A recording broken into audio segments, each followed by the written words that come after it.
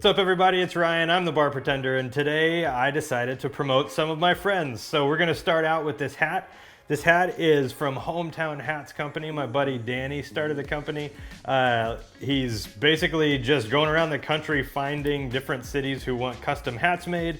So if your city is one that has a hat, then you can just go to his website, pull it up. This one's Amarillo, Texas, because I did grow up in Amarillo, but they're adding new cities every single day. And my other shout out is to my buddy Connor Stehr. He goes by Shake and Stir on Instagram. Stir is spelled a little bit different, so I'll put it down below.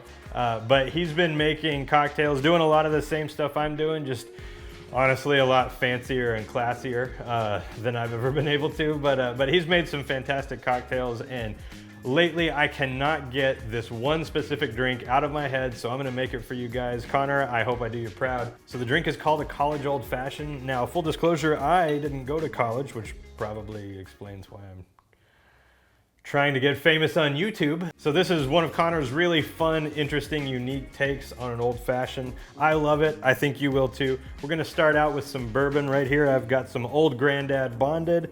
We'll pour out 1.5 ounces right into the glass.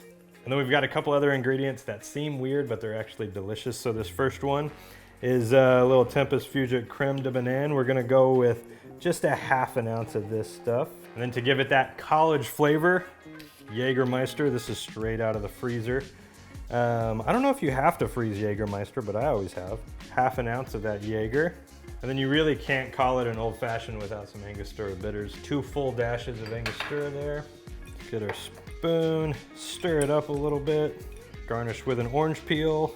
And there it is, college old fashioned. Connor, I hope I did you proud. It's a fantastic drink, and I just want to make sure as many people get to know this drink as possible. Danny, thanks so much for making these awesome hats. Don't forget to check both of these guys out online.